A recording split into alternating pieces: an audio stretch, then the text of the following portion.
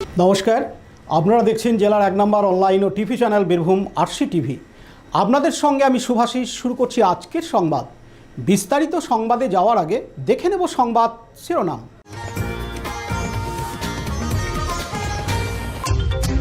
Voter দিবস উপলক্ষে পদযাত্রা ও সাইকেল র্যালি সিউড়ির চন্দনপুরে। কলেজের সামনে রাস্তা অবরোধ মোরারইবাসী।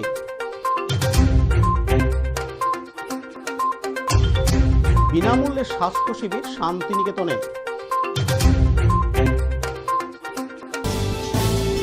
এবার সংবাদ বিস্তারিত।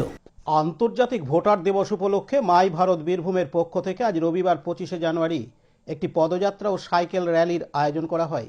এই পদযাত্রার কারণ এটাই, যারা নতুন ভোটার তাদের উৎসাহ প্রদান করা, আর যাতে তারা ভোটদানের উৎসবে সামিল হয়ে রাষ্ট্র নির্মাণে সামিল হতে পারে। পদযাত্রাটি শুরু হয় চন্দনপুর জুনিয়র হাই স্কুল থেকে এবং শেষ হয় গজালপুর প্রাথমিক বিদ্যালয়ে। পদযাত্রাটির সহযোগিতায় ছিল সিউড়ির চন্দনপুর গ্রামের কৃষ্টি তোপা সংঘ। এদিন স্থানীয় বাসিন্দা চন্দনপুরের সঞ্জীববাবু জানান, মাই ভারত বীরভূমের উদ্যোগে চন্দনপুর কৃষ্ণ সংঘের সহযোগিতায় আন্তর্জাতিক ভোটার দিবস উপলক্ষে নতুন ভোটারদের উৎসাহিত করতে একটি সাইকেল র্যালি ও পদযাত্রা আয়োজন করা হয়েছে। এলাকায় কয়েকশো যুবক যুবতী এতে অংশগ্রহণ করেছেন এবং চন্দনপুর জুনিয়র হাই স্কুল থেকে গজালপুর প্রাথমিক বিদ্যালয় পর্যন্ত। আমার নাম সঞ্জীব অঙ্ক, বাড়ি চন্দনপুর। অন্যদিকে দিন মাই ভারত সিউড়ি বীরভূমের পক্ষ থেকে জানানো হয়, ন্যাশনাল ভোটার্স ডে উপলক্ষে মাই ভারত বীরভূমের পক্ষ থেকে আজকে একটি পদযাত্রার আয়োজন করা হয়েছে। মেনলি যারা নতুন ভোটার্স তাদেরকে ভোটদানে উৎসাহিত করার জন্য আজকের এই পদযাত্রার আয়োজন, যাতে তারা ভবিষ্যতে ভোটদানের উৎসবে সামিল হয়ে রাষ্ট্র নির্মাণে অংশ হতে পারে। পার্থ দাসের report, Birbhum RC TV Suri. Dubrajpur Shri Shri Ramakrishna Ashram পরিচালিত অভেদানন্দ সেবামঙ্গল হাসপাতাল বীরভূম জেলার বুকে একটি অন্যতম সেরা চক্ষু হাসপাতাল। এখানে প্রত্যেক দিন স্বল্প মূল্যে অত্যাধুনিক যন্ত্রপাতির সাহায্যে অভিজ্ঞ চক্ষু বিশেষজ্ঞের দ্বারা চক্ষু পরীক্ষা ও চক্ষু ছানি অপারেশন, ফেকো মাইক্রো সার্জারি করা হয়। এছাড়াও এই হাসপাতালে অতি স্বল্প মূল্যে যাবতীয় পরীক্ষা নিরীক্ষা, যেমন রক্তের সমস্ত রকম পরীক্ষা, ইসিজি, ইউএসজি, থাইরয়েড পরীক্ষা করা হয়। এখানে অতি স্বল্প মূল্যে চশমাও তৈরি করা হয়। এছাড়াও এখানে প্রত্যেক দিন বিনামূল্যে অন্যান্য রোগেরও চিকিৎসা করা হয়। আমাদের আদর্শ শিব ক্যানে চিপ সেবা। যোগাযোগের নম্বর 9382571046 অথবা 95645549। সত্যানন্দ ইনস্টিটিউশন একটি আদর্শ ইংরাজি বাংলা মাধ্যম কোয়েড স্কুল, একটি আদর্শ আবাসিক ও ডেবোর্ডিং শিক্ষা প্রতিষ্ঠান। 2026 শিক্ষাবর্ষে ছাত্রছাত্রী ভর্তি চলছে। প্রথম ইউনিট ইংরাজি মাধ্যম, নার্সারি থেকে চতুর্থ শ্রেণী। দ্বিতীয় ইউনিট বাংলা মাধ্যম, পঞ্চম থেকে অষ্টম শ্রেণী। পরিচালনায় শ্রী শ্রী রামকৃষ্ণ আশ্রম, দুবরাজপুর, বীরভূম। যোগাযোগ দুবরাজপুর গোশালা, পাহাড়েশ্বর সন্নিকট, বীরভূম। যোগাযোগ নম্বর প্রিন্সিপাল 9614432465, সম্পাদক 7407405155। দুবরাজপুর শ্রী শ্রী রামকৃষ্ণ আশ্রম পরিচালিত সত্যানন্দ ইনস্টিটিউশন দুবরাজপুরের বুকে এক অনন্য নাম। শিক্ষার সাথে সাথে আমাদের খেলাধুলা, গার্ডেনিং এবং বাচ্চাদের নানা ধরনের মেধা অন্বেষণ পরীক্ষা থেকে সমস্ত কিছু বাচ্চাদের জন্য আমরা পরিষেবা দিয়ে থাকি। নতুন শিক্ষাবর্ষে আমাদের ভর্তি চলছে। আমাদের দুটো ইউনিট, প্রথম বিভাগ ইংরাজি মাধ্যম, নার্সারি থেকে ক্লাস 4, এবং দ্বিতীয় বিভাগ পঞ্চম থেকে অষ্টম শ্রেণী পর্যন্ত বাংলা মাধ্যম। আপনারা আপনাদের বাচ্চাদের সুরক্ষিত রাখার জন্য পড়াশোনার সাথে সাথে আমাদের যে রামকৃষ্ণ আশ্রমের ভাবধারায় যে আশ্রমিক পরিবেশ, সেই পরিবেশে আমাদের ছাত্রাবাসেরও সুবিধা আছে। বাচ্চাদের নিশ্চিত ভবিষ্যতের জন্য, পড়াশোনার জন্য আপনারা আমাদের স্কুলে আসুন। আমরা যথাসম্ভব সহযোগিতার মাধ্যমে আপনাদের বাচ্চাদের আধুনিক ভবিষ্যৎ গড়ে দেবার জন্য বদ্ধপরিকর। আজ রবিবার 25শে জানুয়ারি মোরারই কলেজের সামনে স্থানীয় মোরারইবাসী ও ব্যবসাদারেরা রাস্তা অবরোধ করেন। তাদের দাবি, রাস্তা মেরামতির নাম করে খাল কেটে বা খুঁড়ে রেখে দিয়েছে, রাস্তা ঠিক করা হচ্ছে না, প্রচণ্ড ধুলো উঠছে, ব্যবসাদারেরা ঠিকমতো ব্যবসা করতে পারছে না। তাই কন্ট্রাক্টর যাতে তাড়াতাড়ি ঠিকমতো রাস্তাটি তৈরি করেন এবং ভালোভাবে করেন, তার জন্যই আমাদের এই রাস্তা অবরোধ। এদিন মোরারইবাসীর পক্ষ থেকে মোহাম্মদ জসিমউদ্দিন শেখ জানান, 3 মাস ধরে রাস্তা খুঁড়ে দিয়েছে, খুঁড়ে দেওয়ার পর ঠিকঠাকভাবে জল দিচ্ছে না, রাস্তাময় ধুলোতে ভর্তি। আমরা যারা ব্যবসাদার তারা ঠিকমতো ব্যবসা করতে পারছি না। স্থানীয় কন্ট্রাক্টরকে আমরা কাজ দিলাম যাতে ঠিকঠাকভাবে রাস্তাটি মেরামত হয়, তার সত্ত্বেও রাস্তাটি দীর্ঘদিন ধরে পড়ে আছে। স্থানীয় প্রশাসন বিডিওকে বলেও কাজের কাজ কিছুই হচ্ছে না। আমরা চাই রাস্তাটি যত তাড়াতাড়ি সম্ভব তৈরি হয় এবং ভালোভাবে তৈরি হয়, তাই আমরা রাস্তা অবরোধ করেছি।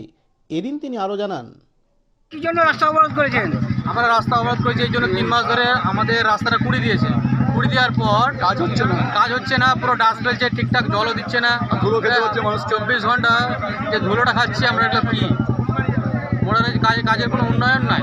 প্রধান কথা, মোড়ারের লোক বাস করছে কীভাবে আমরা সেটা বুঝতে পারছি না। এগুলো কি কাজ হচ্ছে না কি এগুলো 3 মাস ধরে? হ্যাঁ, ভিডিও লোকরা কি করছে বা এখানকার স্থানীয় কন্ট্রাক্টর থেকে কাজ দিলাম আমরা, কি যাতে আমাদের কাজটা অবিলম্বে তাড়াতাড়ি হয়ে যায় এবং সুস্থভাবে হয়, ভালোভাবে হয়, কিন্তু কাজের কাজ তো কিছু হয় না। যে রাস্তাটা করেছে সেটাও তো উপযুক্ত রাস্তা নয়। কন্ট্রাক্ট কে পেয়েছে? মোস্তফা খান পেয়েছে আমাদেরকে, কিন্তু কাজটা যেরকম হওয়া দরকার তাড়াতাড়ি সেটা তো হচ্ছে না। আপনার নাম? আমার নাম মোহাম্মদ জসিমউদ্দিন শেখ। হ্যাঁ, আমার দোকানের নাম হচ্ছে জনতা ব্যাংক সেন্টার এবং আমি পুরো মোড়ারের বাসীর এলাকার পক্ষ থেকে বলছি এটা আমার। দীপু মিয়া রিপোর্ট, বীরভূম RCTV, মুরারই। সবুজপত্রের চিকিৎসকদের দ্বারা আয়োজিত আঁচল শিশুদের, মায়েদের ও বয়স্কদের জন্য স্বাস্থ্যসেবা আজ রবিবার 25শে জানুয়ারি একদিনের বিনামূল্যে স্বাস্থ্য শিবিরের আয়োজন করা হয়। এদিন সকাল থেকেই শুরু হওয়া স্বাস্থ্য শিবিরের লাইনে দাঁড়িয়ে সাধারণ মানুষ নাম রেজিস্ট্রেশন করে তাদের স্বাস্থ্য পরীক্ষা করান। প্রায় 19 জনেরও বেশি স্বনামধন্য চিকিৎসক এই শিবিরে উপস্থিত থেকে গরিব মানুষদের স্বাস্থ্য পরিষেবা দেন। স্থানীয় মানুষজনদের জন্য এই স্বাস্থ্য শিবির ছিল অত্যন্ত গুরুত্বপূর্ণ ও উপকারী। সাধারণ মানুষ স্বাস্থ্য পরীক্ষা থেকে শুরু করে বিভিন্ন রোগের প্রাথমিক পরামর্শ, চিকিৎসা পরিষেবা বিনা খরচে পাওয়ায় খুশি এলাকাবাসী। গ্রামীণ অঞ্চলে এমন উদ্যোগকে সাধুবাদ জানিয়েছেন উপস্থিত চিকিৎসকরা।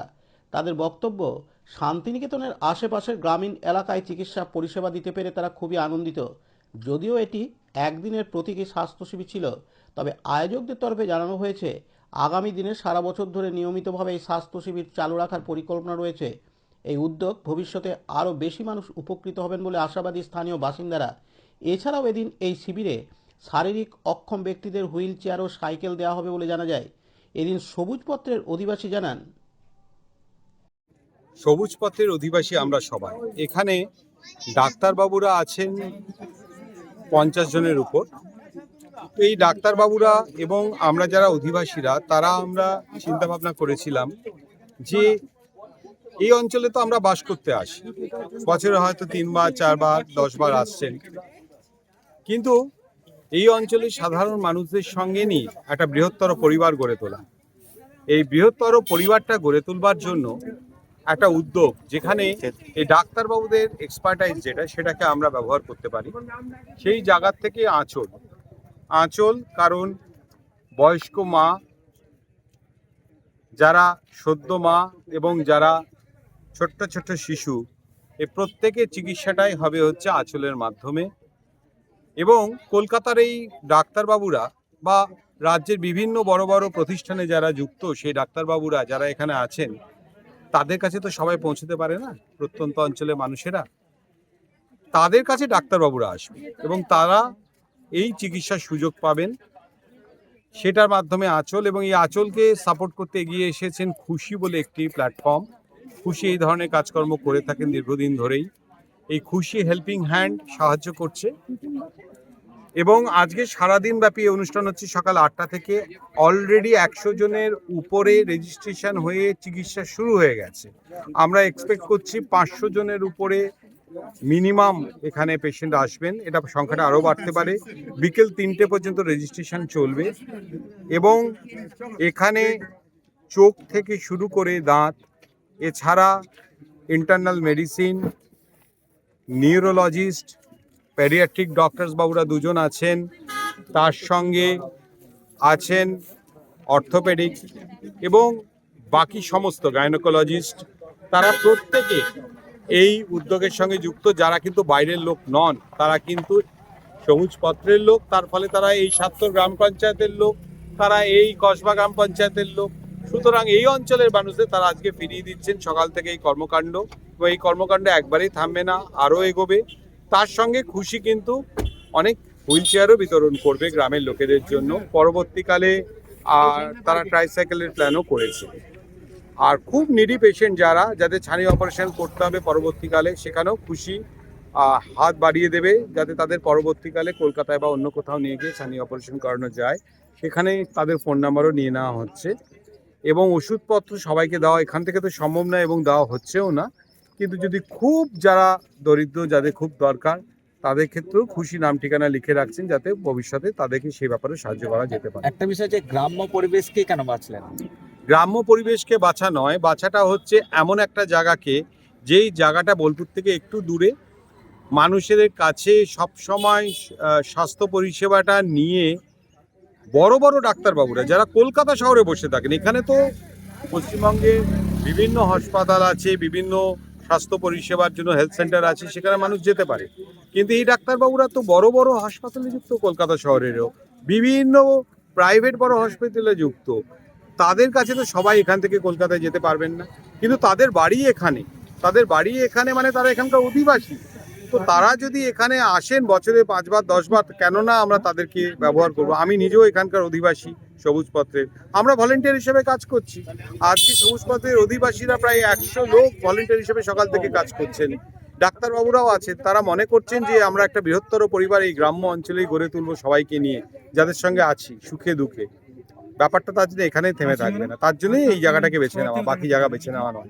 কারণ এরা কেউ বাইরের লোক নয়, কেউ ইনভাইটেড নয়, কাউকে আমরা একটা টাকাও দিচ্ছি না। ডাক্তারবাবুরা নিজের থেকে এসে ফ্রি সার্ভিস দিচ্ছে, এইটুকুনি। আপনার নাম পরিচয়? আমার নাম সঞ্জয়, আমি এখানে অধিবাসী। আমার বাড়ি কলকাতায়, আবার আমার বাড়ি এখানে। সুতরাং আমি এখন বলি যে আমি সবুজপত্রের অধিবাসী, আমি বীরভূমের অধিবাসী। আমাদের তাদের সাক্ষাৎকার আপনারা নিতে পারেন। কাজী আমিরুল ইসলামের রিপোর্ট, বীরভূম RCTV, শান্তিনিকেতন। আজকের সংবাদ এই পর্যন্ত। পরবর্তী সংবাদের জন্য চোখ রাখুন বীরভূম RCTVর পর্দায়। নমস্কার।